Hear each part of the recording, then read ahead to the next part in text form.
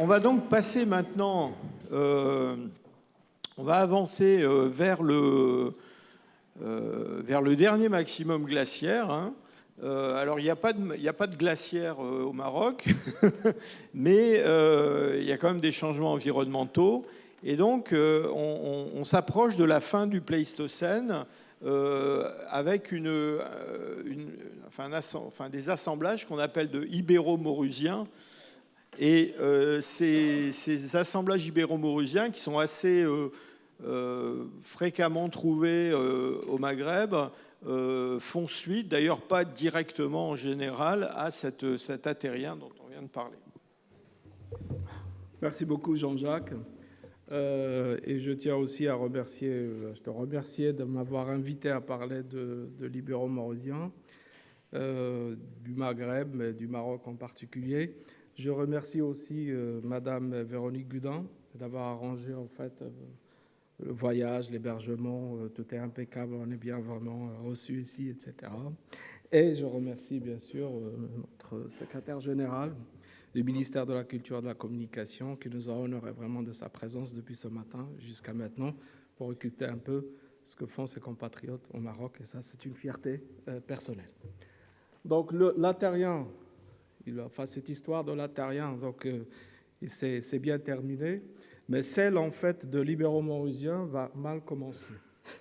Elle va mal commencer pourquoi? Parce que d'abord par le terme ibéro-maurusien, donc vous pouvez le constater, il est composé de deux termes. Ibéro qui fait référence en fait, allusion à l'Ibérie, maurusien il fait référence en fait, allusion à une partie de l'Afrique du Nord, surtout la Mauritanie tangitane, c'est-à-dire occupée à peu près par le Maroc actuel et des parties de l'Algérie. Pourquoi ce terme un peu, je dirais, composite? Ce terme composite, elle trouve son origine dans l'histoire de la préhistoire par un préhistorien français qui s'appelle Palary et qui travaillait au Maroc et en Espagne. Et il a trouvé en fait des outils, c'est-à-dire cette industrie lithique, si vous voulez, des outils taillés microlithiques sous forme de petites lamelles, enfin des lamelles.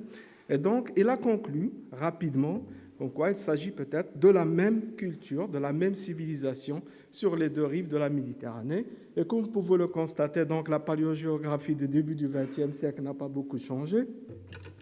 Vous pouvez le voir donc ici, donc c'est un peu en fait le Maroc vu de l'Espagne, ici de la baie de Cadiz. Et cette image, en fait, cette image qui est maintenant un peu classique d'échange, etc., de mouvements de population, il était beaucoup question ce jour. Et donc, ce terme, en fait, d'ibéro-maurusien, des années plus tard, donc on a compris que ce n'en est rien, avec surtout le progrès réalisé dans les datations, techniques de datation surtout, du radiocarbone et d'autres méthodes. Donc, ce sont vraiment deux mondes complètement séparés, indépendants, même si ils sont séparés uniquement par 12 ou 14 kilomètres, c'est-à-dire le détroit de Gibraltar qui sépare l'Afrique du Nord de Sud ibérique. La chose va se compliquer encore davantage pour cet ibéro-maurusien. On va garder le terme jusqu'à un certain temps. On va le garder parce que, pour des raisons pratiques, parce que ça y est, en fait, elle devient un peu familière, elle devient un peu courant dans la bibliographie, dans la littérature scientifique, et donc on l'a gardé. Et là, en fait, comme j'ai dit, l'histoire va se compliquer, surtout pour cette transition. C'est-à-dire donc ce matin, on a vraiment beaucoup entendu, beaucoup appris de Jebel Irhoud, de ce qui a vraiment bouleversé nos connaissances en matière de peuplement humain en Afrique du Nord et ailleurs aussi. Et en fait, là, donc mes deux collègues, Lajaoui et Nespoulé, ils ont parlé en fait de cette partie-là, cette zone, c'est-à-dire de l'Attérien vers à peu près dans cette région-là, vers entre 140 à 100 000 ans. Et cette transition, c'est-à-dire entre cet Attérien et l'ibéro-maurusien, c'est là où ça devient un peu compliqué pour cette histoire. Donc, je vais essayer un peu de la résumer, mais rapidement. Il serait beaucoup plus question ici de culture plutôt que de biologie. Donc, je ne vais pas trop vous parler des restes humains. On est toujours dans l'Homo sapiens, donc ça n'a pas changé depuis les 300 000 ans. Mais ce qui est intéressant, c'est qu'en fait, comme on peut le voir ici, on passe en fait à des formes plutôt, je dirais, archaïques, à des formes plus ou moins très, très modernes. Et surtout, comme j'ai dit, avec cette transition ici, qui est vraiment très importante, parce qu'à un certain moment, on avait cru qu'il y avait un hiatus, c'est-à-dire un gap, un vide, entre la fin de l'Altérien et le début de l'Ibéro-Maurysien. C'est ce qu'on avait appelé classiquement l'hiatus chronologique. En fait, il n'en est rien. On va voir que les données récentes en fait, au Maghreb, particulièrement au Maroc et en Algérie, en fait, ils vont à l'encontre de ce constat. Si on regarde en fait cette distribution des sites du Paléolithique supérieur, si vous voulez, de l'Ibéro-Maurysien au Later Stone Age, LSA, donc là, par opposition bien sûr au MSA, puis en fait cet complexe moustéro-altérien. Et donc, en fait, ce qu'on a, vous pouvez le constater, et en fait cette carte qui est simplifiée des principaux sites ibéro-maurysiens au Maghreb. Et ce qui est intéressant, elle est un peu trompeuse quand même, cette carte, parce que la plupart, en fait, contrairement à l'Altérien, la plupart des sites ibéro-maurysiens sont situés sur la partie littorale. L'Ibéro-Maurysien, il a beaucoup adoré, il a beaucoup aimé en fait le littoral pour des raisons que je vais vous expliquer par la suite. Et donc, dans cette panoplie de sites entre le Maroc et l'Algérie et des parties de la Tunisie, quand même l'Ibéro-Maurysien, il faut le dire, elle est extrêmement rare en Tunisie. Et ça, c'est quelque chose qui est intéressant, on va le voir après avec les dates, pourquoi cette rareté. Et donc, en fait, donc là, on va parler surtout des données qui nous proviennent de cette grotte-là, Tafouralt, qui est au nord-est ou bien à la partie orientale du Maroc, et un autre site qui est à Marhat, dont ma collègue Latif Assari va parler plus tard. Donc le site de Tafouralt, il se trouve, vous pouvez le voir, cette voiture-là vous fera l'échelle. Donc en fait, même si vous avez l'impression qu'on est dans un massif, dans une montagne, ce qui est vrai d'ailleurs, mais l'altitude n'est pas importante, elle est seulement 720 mètres. Donc elle est dans la région, comme j'ai dit, de l'oriental marocain. C'est une grande grotte et qui peut être comparée à ce que nous a montré Graham Barker tout à l'heure. Donc ce site elle a été fouillé depuis les années 50 par Jean Roche et l'étude des restes humains a été réalisée par Fehrenbach, aidé aussi par Jean Dastug et Potratargola.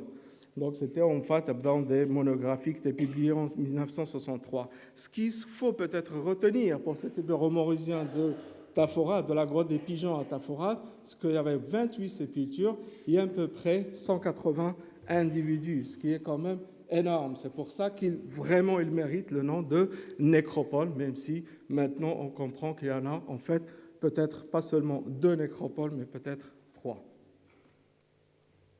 Et donc la grotte, là c'est un plan général de la grotte, et donc la grotte elle est immense, il faut le dire, en fait c'est 30 mètres ou 40 mètres de profondeur avec une quinzaine de mètres de hauteur, à partir de la surface actuelle du sol. Et là, en fait, on l'a subdivisé pour mieux la comprendre, mieux comprendre la stratigraphie de ce site gigantesque. Ce qu'on a subdivisé en fait en secteurs, ce que vous voyez là comme 1, 2, 3, etc., ce sont des secteurs. Et c'est-à-dire, ça va nous aider dans la stratigraphie à trouver ce qu'on appelle des marqueurs, horizon marqueurs si vous voulez, horizon markers.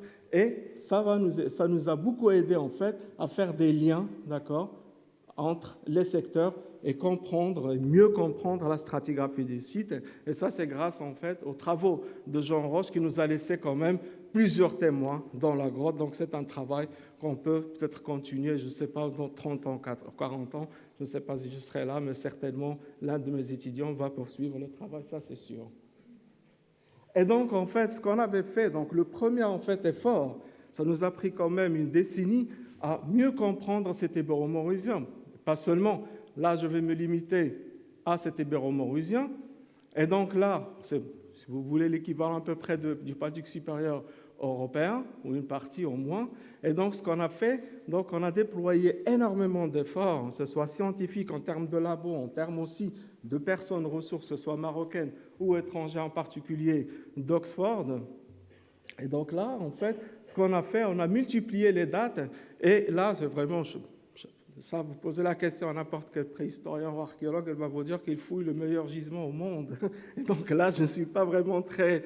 je suis fier de ce site. Je suis vraiment très honoré de travailler dans un site prestigieux, mais je peux le dire sans exagération, c'est l'un des sites qu'on connaît vraiment presque au centimètre près. C'est-à-dire qu'on a vraiment mis plein d'efforts dans la compréhension, en fait, de cette stratigraphie, surtout la caler dans le temps, comme vous pouvez le voir, depuis au moins 35 000 ans, d'accord, jusqu'à au moins 10 000 ans, voire 9 000 ans. Et donc, la grotte, en fait, je ne vais pas vous parler en détail de cette stratigraphie, mais on peut la subdiviser en deux. C'est Yellow Series, c'est-à-dire ces séries jaunes, et les Grey Series, ce sont ces séries, en fait, grises. Et là, comme vous pouvez le voir, c'est vraiment énorme, c'est quelque chose comme 5 à 6 mètres, en fait, de sédiments, mais qui s'est mis en place rapidement. Il y a seulement ça a pris, en fait, un laps de temps de 2000 ans. Donc, c'était vraiment rapide. Donc, ça va vous donner, en fait, une idée sur, en fait, je dirais,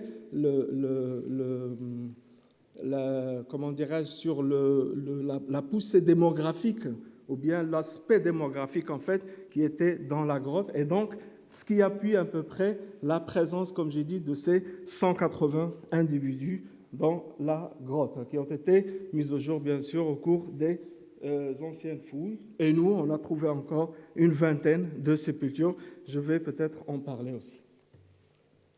Donc, côté toujours, je dirais, chronologie, donc on s'est aussi intéressé beaucoup à la base, en fait, de ce Tébero-Maurusien. Et là, comme j'ai dit, je ne peux rien refuser à Jean-Jacques Hublin. Et donc, en fait, je publie ici, je montre une date qui n'est pas encore publiée. C'est la première fois qu'on la montre ici, en fait, de la base, en fait, qui a été réalisée à Oxford. Et on voit, en fait, sur du charbon du pain, donc il y a entre 22 000, 23 000, entre 23 000 et 23 500.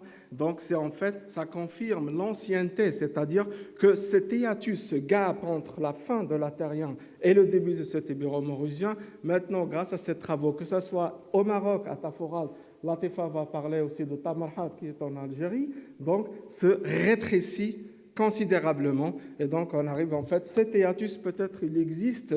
Peut-être il n'existe pas dans les grottes, il existe peut-être dans notre approche, dans notre manière d'approcher peut-être les gisements.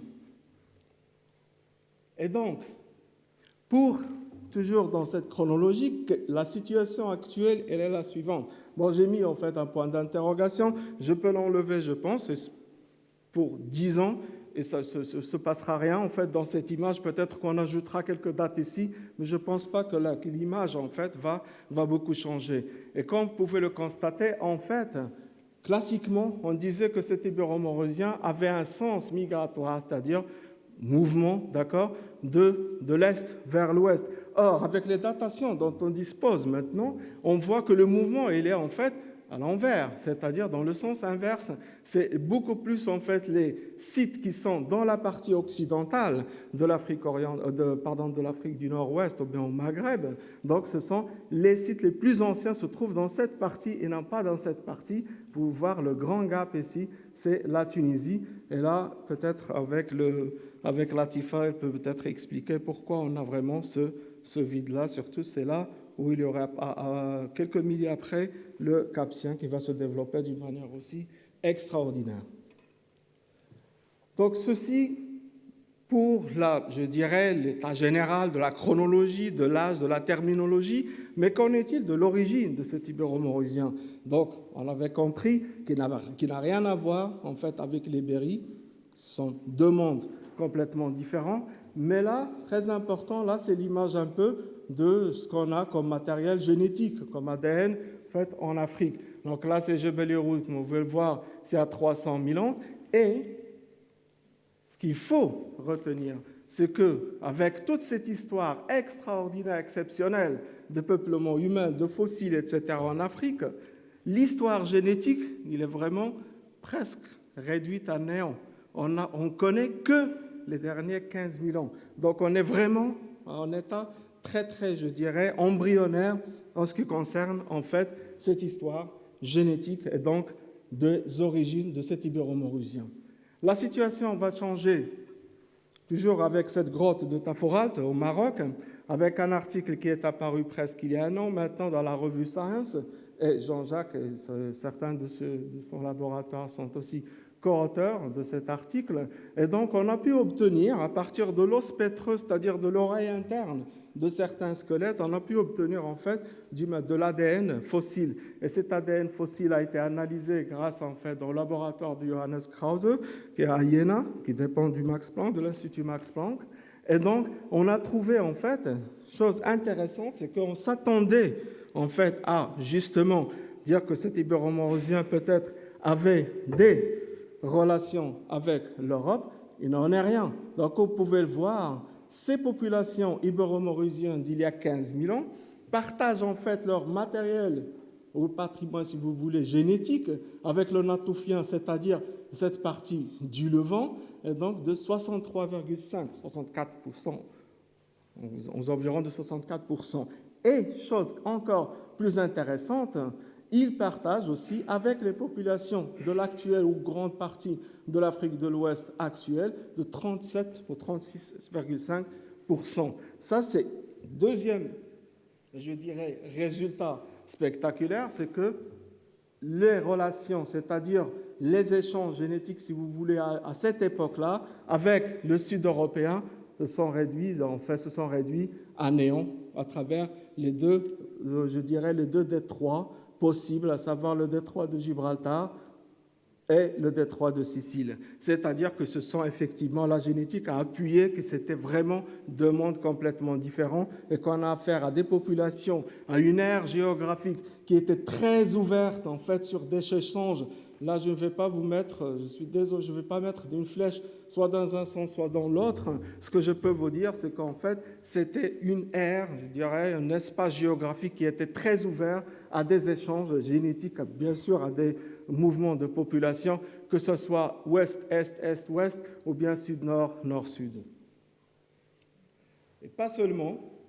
Chose intéressante, c'est que bon, j'aime bien Johnny Hallyday, je lui ai emprunté ça, donc on a tous quelque chose en nous de Tennessee, on a tous quelque chose en nous de Néandertaliens. Et ce qui est vrai d'ailleurs, dans cette population de les Ibéro-Maurusiens, on a trouvé un peu en fait de U6A, que j'ai mis ici en cercle.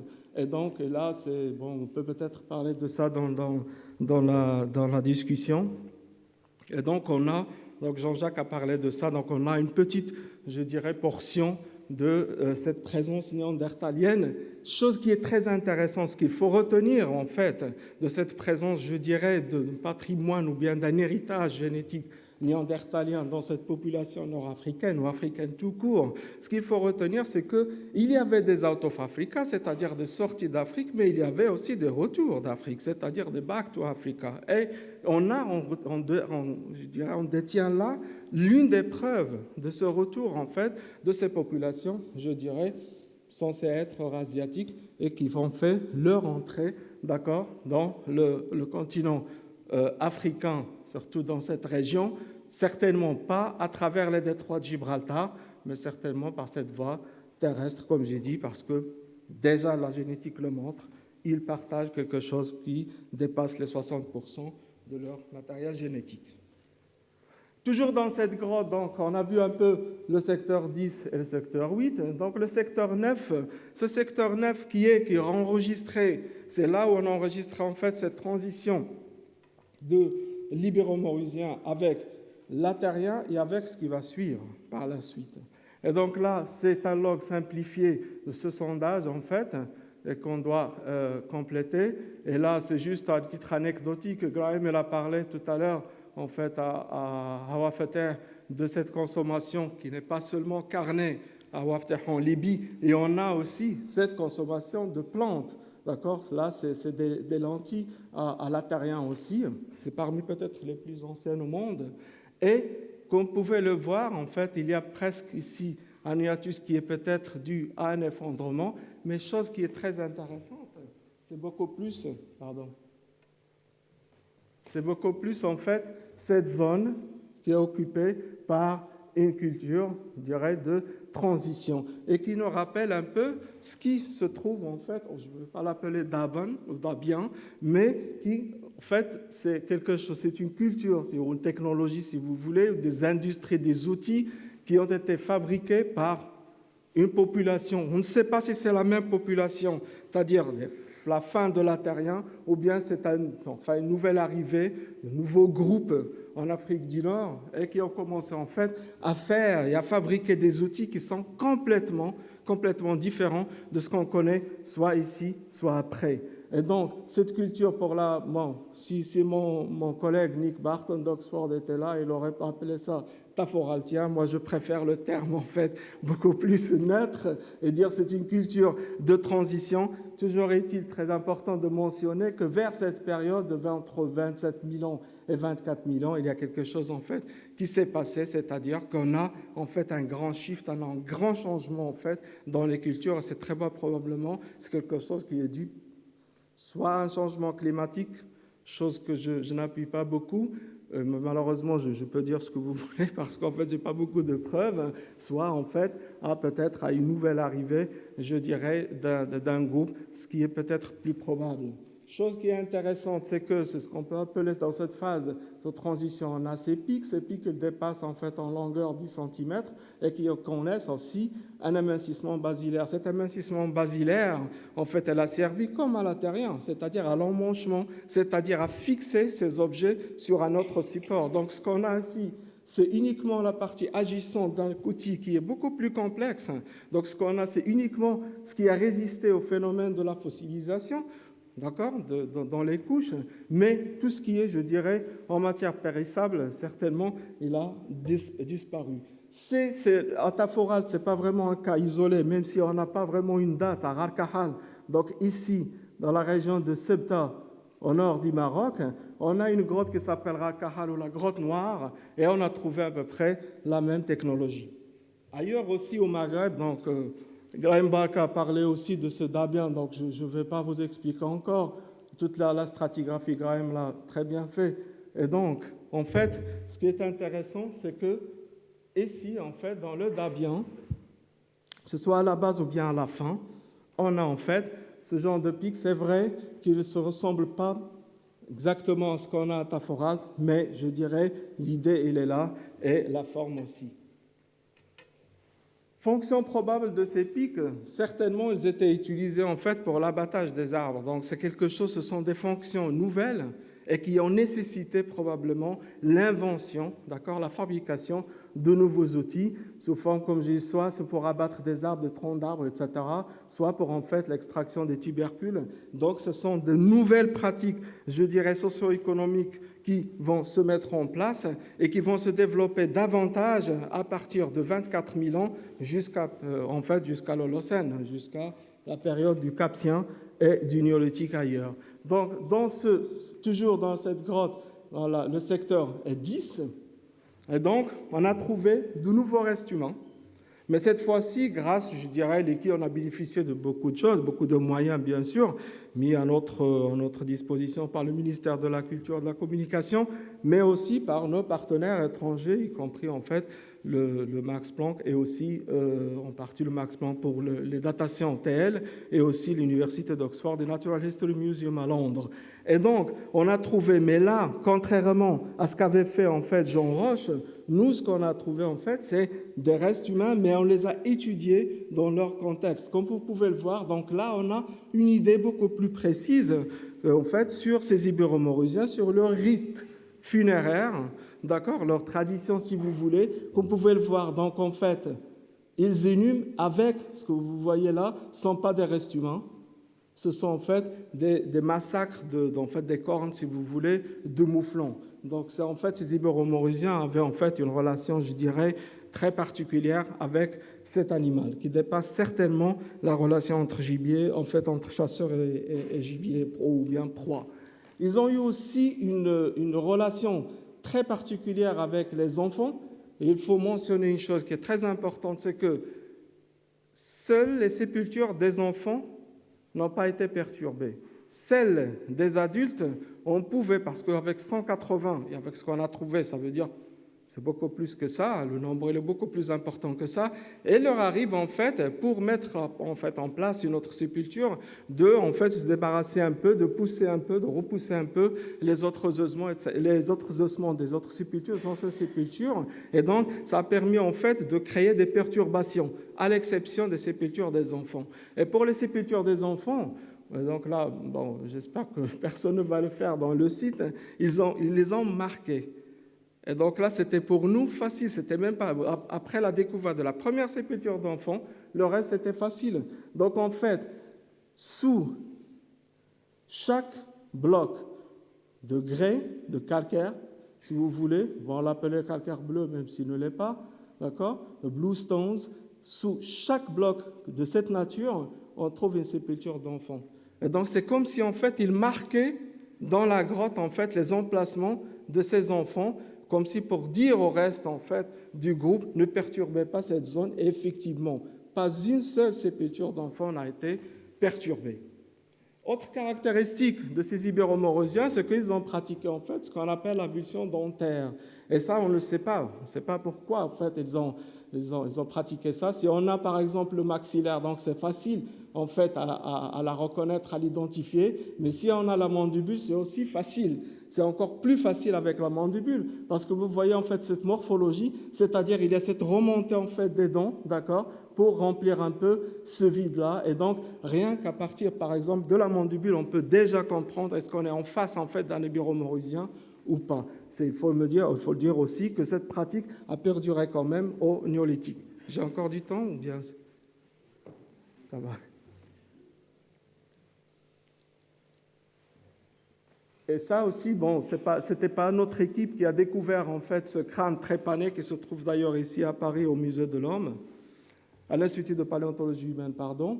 Et donc, en fait, c'est un crâne trépané, c'est-à-dire, bon, on l'appelle dans les médias, c'est la plus ancienne opération chirurgicale au monde. Et comme vous pouvez le voir, pourquoi? Parce qu'en fait, les parois, d'accord, sont faites d'os néoformés, c'est-à-dire que après avoir créé cette ouverture dans le crâne, donc le processus de cicatrisation de l'os a commencé en fait à se mettre en place, c'est-à-dire que le patient, entre guillemets, en fait, a survécu, d'accord, à cette opération. La nouveauté, en fait, pour nous, c'était pas vraiment de dire si c'était une trépanation ou pas, c'était beaucoup plus de préciser en fait l'âge de cette trépanation, parce qu'avec les travaux de Jean Roche, la date était de 11 000, 12 000, alors qu'avec nos recherches maintenant, on a compris en fait l'emplacement, on a précisé l'emplacement de la découverte de ce crâne trépané, et dont l'âge maintenant remonte de 13 000 à 15 000 ans, ce qui en fait en fait la trépanation la plus ancienne au monde.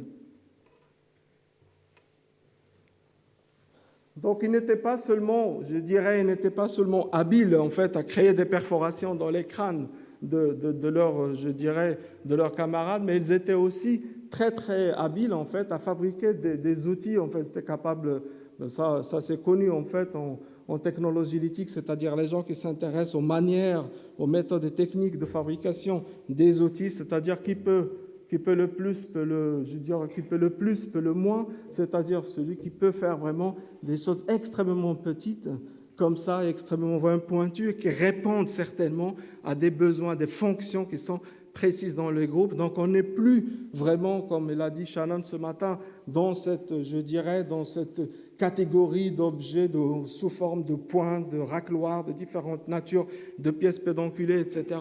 Mais on est en fait dans la logique d'autres en fait formes, et surtout la logique d'autres manières de gérer en fait les blocs de matières premières lithiques, c'est-à-dire, si j'ose dire, en fait, la gestion de ces nucléus. C'est-à-dire que la première fois, on est capable, si je veux utiliser un terme moderne, c'est la première fois peut-être qu'ils ont commencé en fait à voir les choses d'une manière 3 dimensions, parce que c'est vraiment une conception volumétrique des nucléus.